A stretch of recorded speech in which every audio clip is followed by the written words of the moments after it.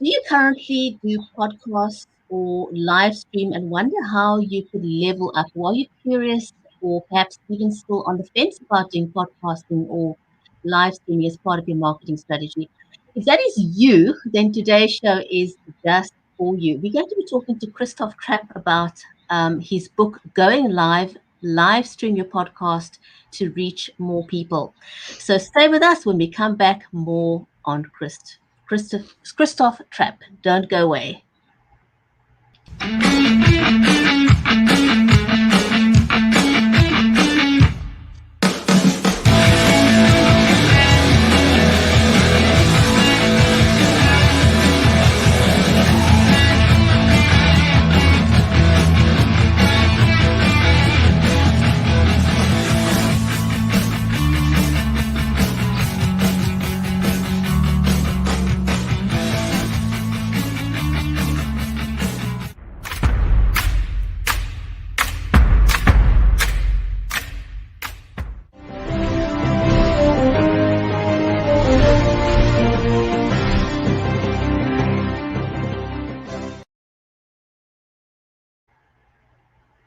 If you're just joining us, welcome to the Writer's Corner live show where we elevate engagement and relationships through the power of live video. I'm your host, Brigitte Limbanda from Cape Town in South Africa, so do let us know where you are joining us from. Today's stream is made possible by StreamYard, Creative Edge, and BeLive Media, helping you to brand yourself better with video. And if you want to know when we go live, please go ahead and follow our Facebook page, and over on YouTube, please click on the subscribe and the notification bell. In today's show, we're going to be talking to Christoph Trappe about his book, Going Live, Live Stream Your Podcast to Reach More People. But before we invite Christoph, I want to first say a warm welcome and hello to my friend and co-host, Mary Elizabeth Jackson. She is a special needs and disabilities advocate and also the award-winning author of the children's Poolicious book series. She lives in Nashville in the USA. So with that, let me say a warm welcome to Mary. Hi, how are you? I'm very well, Mary, and yourself? Doing well. Yes, very excited to be here today and to listen to what Christoph has to say because there are so many people that are going digital and needing to for their business and various other reasons. And so the playground is filling up, isn't it? Absolutely. And Christoph is an absolute veteran at live streaming and podcasting. So if you on the fence about this, you want to be watching today's show. Christoph is a top 14 content marketer, a top 24 digital marketer. He's a journalistic storyteller, and the art of storytelling is absolutely vital as part of your marketing strategy. He's also top 5% global podcaster, a live streamer. But what we want to focus on today is the fact that he's the author of Going Live, Live Stream Your Podcast to Reach More People. So shall we give a warm welcome to Christoph and get him on the show? Yeah, let's bring him on.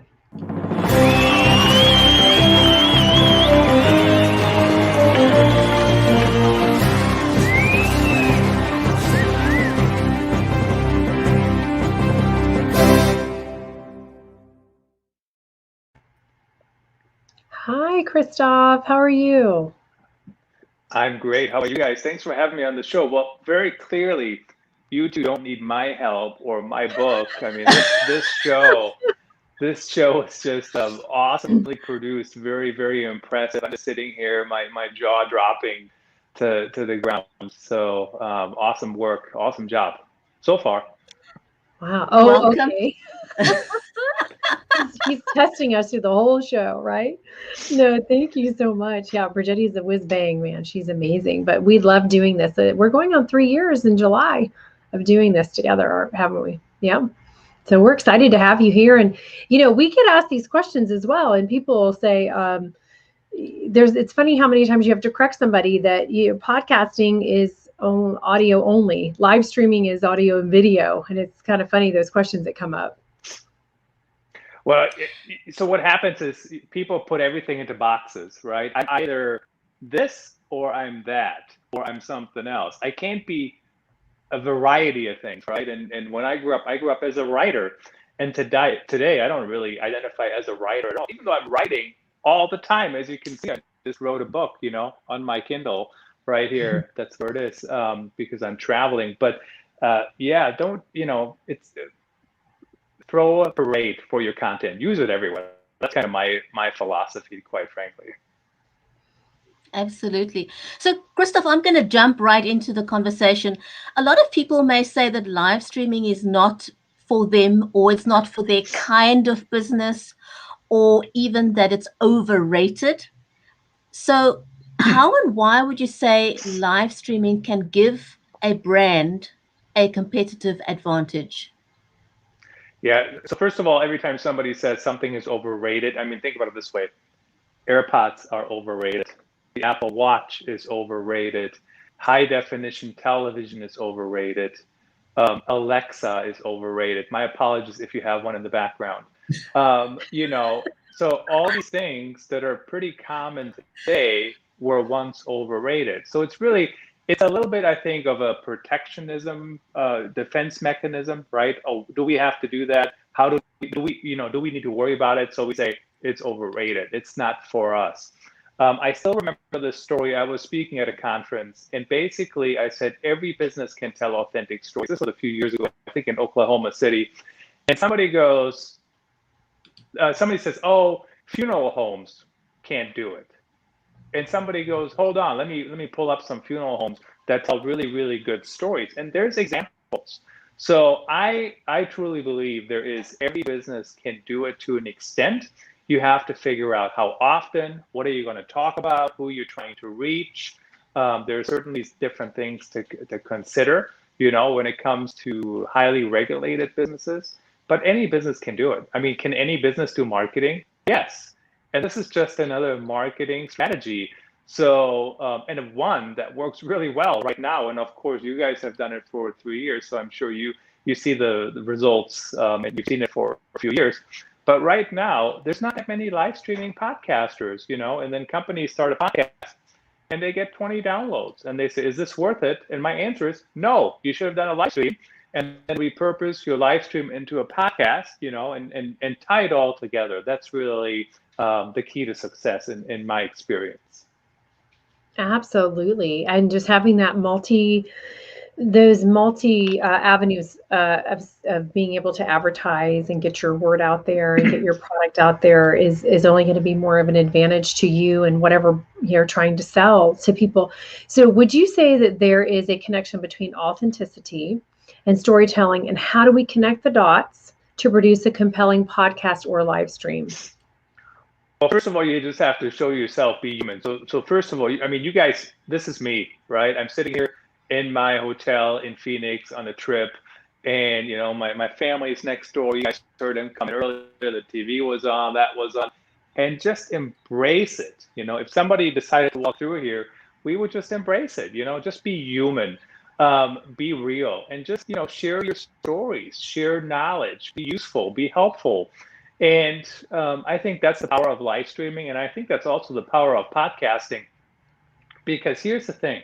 After 30 minutes, you guys will say, "I like this guy," or "I don't like this guy," right? So partially it's personality, and partially it's what are we talking about? Is there value? And I think that's something that was lost when we only write about it, because when you write for a brand, it can get really watered down. It can go through 12 editing steps. I call that approval hell. Because it doesn't do anything other than put the writer through hell, and everybody wants to have their word and what should be said and what shouldn't be said, which is fine to an extent, but not 12 processes.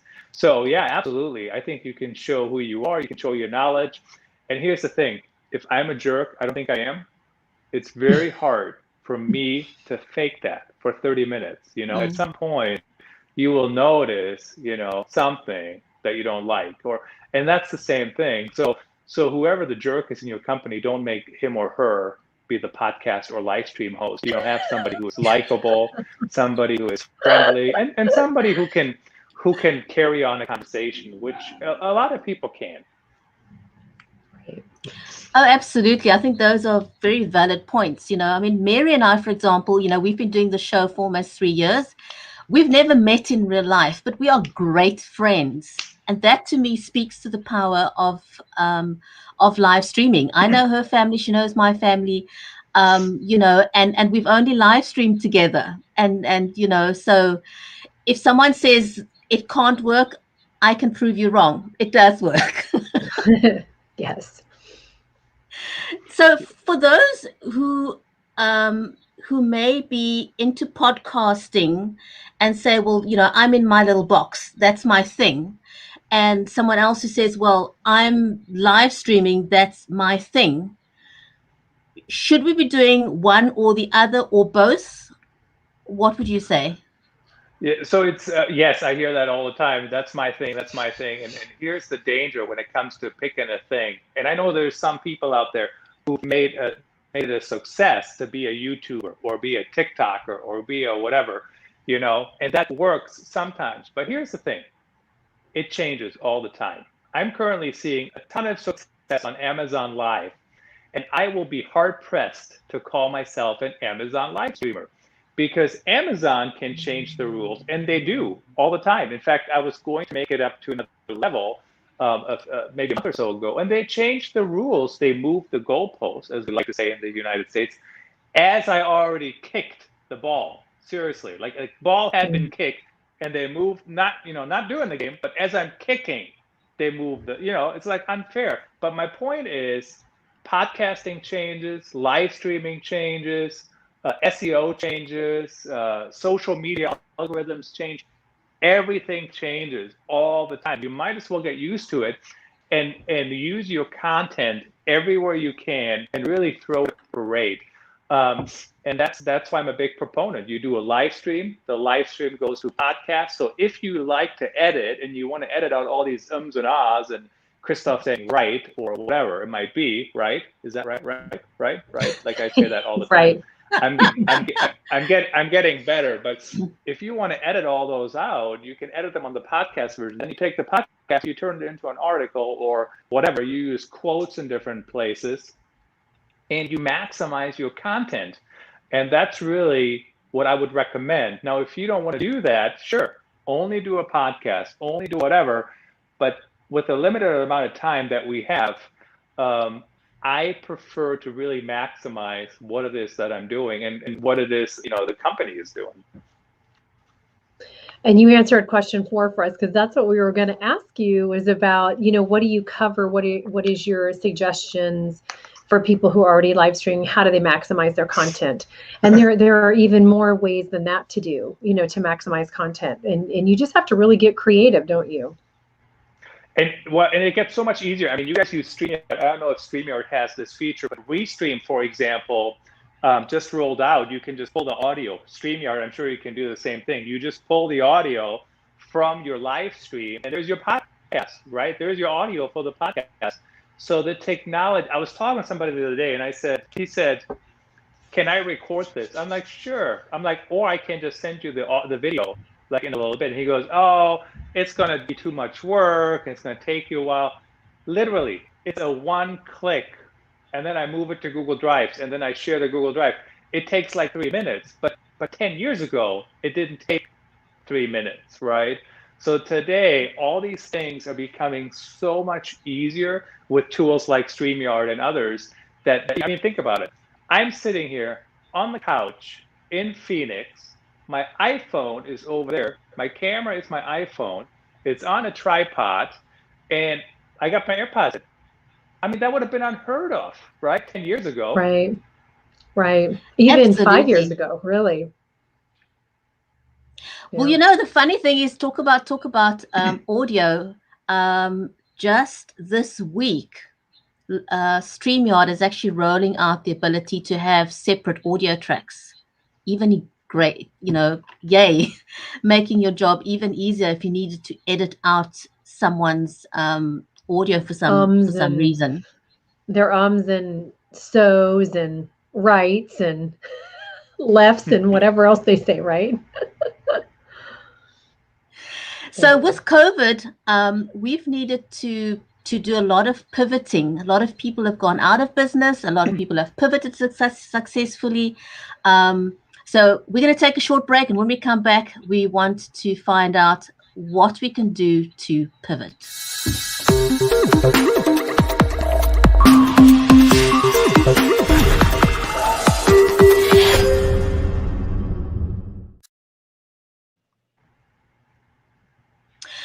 So, Christoph, a lot of people want to know how they can use live video to pivot. People have have had to change from in-person events to virtual events. Is that something that you cover in your book? Yeah, I got a whole chapter on how to do virtual events. The problem with virtual events is everybody kind of does everything a little bit differently, right? So it's just us talking. Now I'm big screen. Now you guys will come back in a little bit here. And if I had a PowerPoint, where would the PowerPoint go? But what I'm seeing for virtual conferences, there's really like three options of what people are doing. One is they got the PowerPoint full screen. Oh my God, why did I even get dressed? I could lie in bed and you can look at my PowerPoint. Do you know what I mean? Like, why am I even sitting here? Then you have another one where the PowerPoint is huge and I'm little, like I'm the PowerPoint and you guys are me. That's a little bit better. But the problem is that why are we so dependent on these PowerPoints, and then we cry that nothing is working, or nobody cares. And then the other version, which I like better, is half and half me, half the PowerPoint. And nonetheless, why do we need a PowerPoint anyway? So for example, the Virtual Insight Summit, it's a no slide zone, so no PowerPoints at all. And just people are talking, people are conversing. That's a step in the right direction for sure. But then the other thing is, so two other things on conferences. One is, how do you maximize it to other channels? So who says there's a rule that you can't live stream your conference via StreamYard to all these other channels while you're also streaming it to wherever your conference is? Now, I get it. Some people, you want people to pay, but if you're not making people pay, why is that? Why wouldn't you do that? I don't get it. And I used to do that many, many years ago, when we were all in the same room and I had 4 tripods in front of us, right? And 1 tripod per channel, which is of course a lot easier now. Each tripod had a phone. 1 phone would go to YouTube, 1 phone go to whatever, Twitter, 1 phone Facebook, 1 phone somewhere else. And so that's a lot easier today with StreamYard. But you know what? We had a webinar one time, had like 10,000 viewers on Twitter. Would have never happened if we didn't go live there. So just something to keep in mind. If your model is to get people to pay, I get it, a little bit different. But if it's a free conference, don't you want the reach? Now, finally, the last thing, I haven't seen anybody do this yet. I've done it before for a conference, but there will be a play to be made when it comes to virtual reality video. So I'll give you an example. So instead of me just putting my phone there, I'll put the VR camera right there. And we're live streaming in VR so people can look around the room. Now, this is a hotel room, right? This is the living room. What's there to see? There is some pillows over here. There's some towels over there. There's not much to see, but maybe there will be at some point. Maybe it'll be more interesting. So at some point, VR video will definitely be a play that companies should think about, especially if you have somebody on stage or they're showing something, right? If I'm showing something and I got something over here, something over there, people can put on their headsets, which I know there's not that many out there yet, and they can just go around the room while I'm doing whatever it is I'm doing. That's interesting. Well, then you got to make sure your room's cleaned. You got to make sure your room's clean and that your laundry's picked up. Exactly. I mean, that's another problem. Totally with you on that. I know. Do you have anything in your book you could share? Would we like him to read something?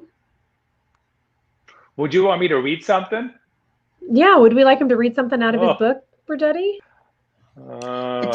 Do you have it handy? Or do you have a quote? I know, a quote. Do you have a quote? One of your favorite quotes that we could... So I'll tell you something. So one of my favorite quotes, I wouldn't even know how to find it. Actually, you know what? I know how to find it quickly. Or do you have one memorized that is one you say to people? Oh, horrible memory here, my friends. So it's okay. When it comes to reading things out of a book, here's what I did actually. So I live stream my podcast for the book I don't know how often. It's not totally like the highest priority because I'm talking to you guys, I'm talking to others, right? So you're a higher priority than that podcast at the moment. But basically, I'm talking through every chapter and I'm talking about it, right? And sometimes what's interesting is I add more stuff to the chapter because no, I'm thinking about it again, I'm talking about it. So the trick really, what I'm trying to bring across in the book is make sure you try new things, make sure you're going after it, you keep going. Things take time. Yes, you can have quick results sometimes, but at the end of the day, you still have to try it. You can't rank for something if you didn't publish useful content. You can't, it won't work on live streams if you don't go live. I'll give you an example. I'm currently totally on the Amazon Live bandwagon, and I did a show with Tara Hunt. So Tara runs a marketing firm or branding firm in Canada, and they have a branding kit that they also sell on, so like cards. You can literally work through it and come up with your brand story. It's kind of cool. I actually did a live unboxing. She was on the show, and she pulled up the cards and she answered questions using, her toolkit. And the show had 28,000 viewers. 28,000. That's crazy, right? But had I not gone live, we would have never had that many viewers. No way. So my point is, will it work out of the gate? Maybe not. I almost said no. I don't want to say no because you never know. But maybe not 28,000 out of the gate, right? And especially on Amazon, you have to kind of build up the hours before they promote your show to anyone. But you don't even have the chance to do it. You don't even have the chance to get there if you don't start. And then the other thing, I just saw this metric the other day. Most podcasters stop after 7 episodes and they wonder why it didn't work. I can give you the answer to that. Because you only did 7 episodes and you're just getting used to doing podcasts. So you have to kind of keep going and you have to try new things. My podcast probably, the first 50 episodes were not that good, and it probably didn't really take off until maybe episode, I don't know, 140 roughly. It's hard to say, like early on, it was, in fact, some of the guests told me they only came on because they wanted to support me. And now guests pitch me, right? So early on, people come on to support you because they know you, like Joe Polizzi came on, people like that. But now it's people sending me messages and saying, can I come on your show, that I don't even know, right? So it takes time. It's not, there's no such thing as overnight success. I've been at it. Most people that have any kind of success, it's taken them a time. And here's the thing, when your executives push back how they want success today, ask them, how long did it take you to become a successful executive? And nobody will say, I got up on Monday after I went to bed on Sunday and it just happened. Very rarely is that the case, even when CEOs or whoever, we're not picking on CEOs only, even if you started your own company, it wasn't a success on day one, right? It was a success, took a little bit longer. So just something to keep in mind. Now, don't be too snarky when you ask that, but it's, if it's presented in the right way and you have a good relationship, it can be a good reminder, because it is easy for us to forget how long things take and how we have to stay after it. It's just the low-hanging fruit. It's just like, seriously, corporate gobbledygook, knock it off. There's no low-hanging fruit left. Even for me, I'm 6'4", like forget about it. It takes time. I think that's a really great comparison to make. People don't realize that podcasting or live streaming isn't a one and done it kind of thing. It's an iterative process. You keep reinventing yourself all the time. You get better and better with time. You just don't do, like you said, 7 and sort of, throw in the towel at that point. Your book, did you write it with a specific audience in mind, Christoph? Well, so really what I've noticed is the trend is a lot of companies are doing podcasts, right? And a lot of people are jumping on that trend, which I think is great. So it's really any company that is starting a podcast. So it is, if you don't have a podcast, there's still things that you can learn from it, but you could write 10 other books about live streaming. I barely touch on like live streaming, like an infomercial or whatever, some of those things, or live streaming other things that you could live stream. So really, the biggest audience that will get something out of it is if you started a podcast or you have a live stream and you don't have a podcast, how do you combine those two? That's really, or how do you maximize it? So really any company can do that. And there's plenty. I've seen it in B2B, I've seen it in B2C, I've seen it in direct to consumer. A lot of companies are at least talking about it. And some are just kind of jumping in, which, you know, I'm a big fan of jumping in and trying it, but you can't stop at episode 7. Right. No, you wouldn't do that in a garden either. So it's sort of like, as I'm listening to you, it's sort of like a garden. You got to keep watering it. You got to keep nurturing it. It's going to take a little time to grow. I mean, for authors, you hear at least 5, maybe 10 years before you have success as an author, and you can't go into it to make money unless you are one of those, like you said, there are those rare things. You know, people who go into writing and maybe they already have a lot of money, so they can throw a lot of money into it. They can buy 10,000 copies and give them away free, so it makes their book look like it's selling a lot. You know, things like that happen sometimes. And then sometimes people, you know, they become one-hit wonders through TikTok and these different social media platforms because of a video they did or a topic they did. And then all of a sudden they have, like, I have a friend who, you know, he put out a video and then somebody shared it for him and 52 million people saw it. Then he was on the national news, you know, and he's a comedic actor. So it's very rare, but you just have to keep plugging at it. Just like your garden, you can't give up. Absolutely. So Christoph, where can people buy your book and how can they connect with you? And authenticstorytelling.net, of course, is my blog. You can find everything there, links to everything. The book is also available on Amazon. It should be worldwide. If it's not, if you're in a country where it's not available, let me know. And I know we're getting to the end of the show, so I do want to make sure. I know some people have been holding their breath out there in the audience. Is my comment about how highly produced and how great the show is. I mean, even after 30 minutes, that holds up. Everything looked great. You guys know what you're doing. So definitely, I even like the breaks, the little segments. So I want to have to steal that and, you know, add some things. Maybe I need to add a commercial or something. I don't know. Is that a good idea to do a commercial in the middle of a live stream? Yes. I think so. You know, as long as it's short, you know, it doesn't take 5 minutes because people are going to walk away. So, you know, and if you use it as a transition to a different segment, it works really great for that. Awesome. Good tip. I'll have to think about how to integrate that. Awesome. See, I learned something too. And with that, we want to say thank you very, very much for everyone who's joined us today. If you're watching us live or if you're going to be catching this on demand, please do share it. And remember to write good stuff and be inspired one conversation at a time. If you want to know when we go live, again, please go and follow our Facebook page. And on YouTube, please click the subscribe button and the notification bell. So thanks, everyone. It's been great, Christoph. Thank you. This was amazing. Really loved having you on the show. Thank you so much. Thank you. Bye.